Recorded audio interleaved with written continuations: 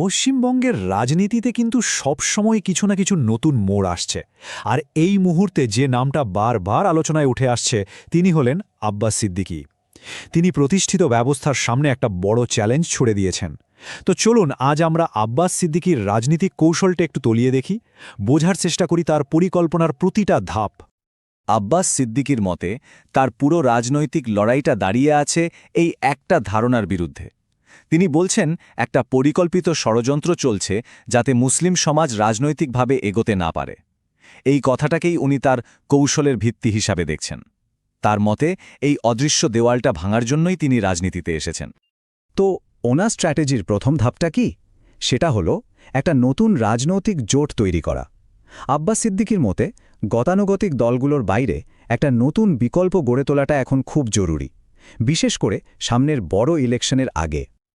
আব্বাস সিদ্দিকীর কথা কিন্তু একদম সোজা সাপটা। যদি জোট করতেই হয় তাহলে সেটা এখনই করতে হবে। সময় যত যাবে ততই দেরি হয়ে যাবে।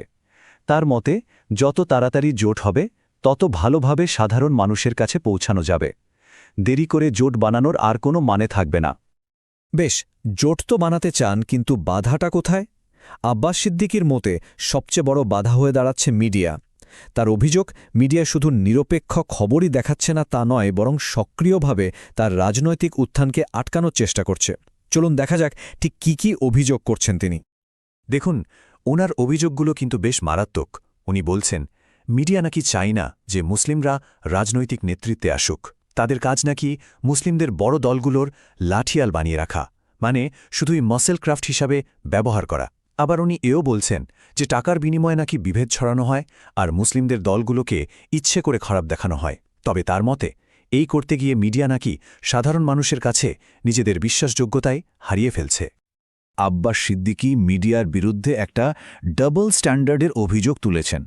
তার মতে যখন কংগ্রেস বা বামফ্রন্টের মতো দলের নেতা একজন হিন্দু হন তখন মিডিয়া তাকে ধর্মনিরপেক্ষ দল বলে, কিন্তু যেই আইএসএফের মতো দলের নেতৃত্বে একজন মুসলিম আসেন সঙ্গে সঙ্গে তাকে মুসলিমদের দল বলে একটা তকমা লাগিয়ে দেয়া হয়।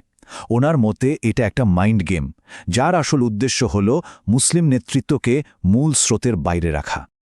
এবার চলুন আব্বাস সিদ্দিকীর রাজনৈতিক দর্শনের একেবারে কেন্দ্রবিন্দুতে ঢোকা যাক।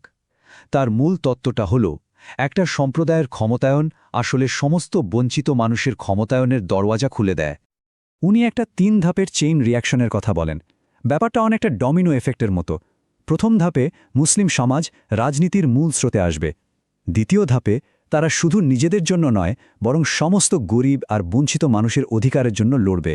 আর এর ফল হিসেবে তৃতীয় ধাপে এসসি, এসটি এবং অন্যান্য পিছিয়ে পড়া সম্প্রদায়গুলো নিজেদের অধিকার বুঝে পাবে এবং ওপরে উঠে আসবে। আর এই পুরো তত্ত্বটার পিছনে যে আবেগটা কাজ করছে তা ধরা আছে এই একটা লাইনে। তিনি বিশ্বাস করেন যেহেতু মুসলিম সমাজ নিজে বঞ্চনার শিকার হয়েছে, তাই তারা অন্য গরিব ও বঞ্চিতদের কষ্টটা সবচেয়ে ভালো করে বোঝে, আর এই বোঝাপড়ায় নাকি সবাইকে একজোট করে লড়াই করার শক্তি দেবে। আচ্ছা, এবার আসা যাক পশ্চিমবঙ্গে রাজনীতির 2 হেভিওয়েট তৃণমূল আর বিজেপির কথায়। আব্বাস সিদ্দিকীর মতে এই দুটো দল আসলে একে অপরের পরিপূরক, মানে একটা আরেকটাকে সাহায্য করে। উনি একটা বাইনারি ফাঁদের কথা বলছেন। তার মতে রাজ্যের ভোটারদের, বিশেষ করে মুসলিম ভোটারদের এমন দুটো বিকল্পের মধ্যে আটকে ফেলা হয়েছে যেখানে কোনোটাই নাকি তাদের আসল ভালোর কথা ভাবে না। তার যুক্তিটা বেশ ইন্টারেস্টিং। একদিকে বিজেপি মুসলিম বিরোধী কথা বলে একটা ভয়ের পরিবেশ তৈরি করে যাতে মুসলিম ভোট তৃণমূলের দিকে চলে যায়।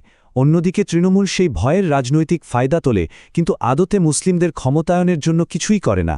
মানে তার মতে দুটো দলই একই অপরের থেকে সুবিধা পায়, আর মাঝে পড়ে ক্ষতি হয় সাধারণ মানুষের। আব্বাস সিদ্দিকী তৃণমূল সরকারের কাজে একটা বড় অসঙ্গতি তুলে ধরেছেন। তার দাবি, একদিকে যেমন মন্দির বা বিভিন্ন পুজোর জন্য সরকারি সাহায্য দেওয়া হচ্ছে, অন্যদিকে মুসলিমদের ওবিসি সংরক্ষণ ব্যবস্থাটাকে নাকি দুর্বল করে দেওয়া হয়েছে যাতে তারা অর্থনৈতিকভাবে পিছিয়ে পড়ে। তার মতে তৃণমূল মুখে বিজেপির বিরোধিতা করলেও তাদের কাজগুলো মুসলিমদের শক্তিশালী করার বদলে উল্টো কাজ করছে। তো এত সব কিছুর পর ভবিষ্যৎটা কি? আব্বাস সিদ্দিকী বিশ্বাস করেন একটা বড়সড় শক্তি পশ্চিমবঙ্গের রাজনীতিতে পরিবর্তন আনতে চলেছে। সেই শক্তিটা হল জনরোষ, মানে সাধারণ মানুষের মনে জমে থাকা রাগ।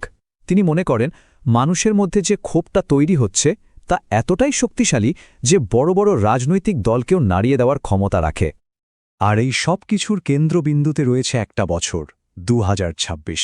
তার পুরো রাজনৈতিক কৌশল, জোট বানানোর ডাক থেকে শুরু করে মানুষের কাছে পৌঁছানোর চেষ্টা, সব কিছুরই লক্ষ্য হল এই 2026 সালের বিধানসভা নির্বাচন।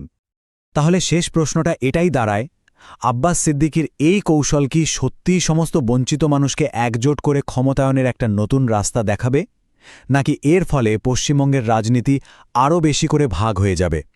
এর উত্তর তো সময়ই দেবে। তবে একটা কথা বলাই যায়, এই নতুন কৌশল রাজ্যের রাজনীতিতে একটা বড়সড় ঝাঁকুনি কিন্তু দিয়েই দিয়েছে।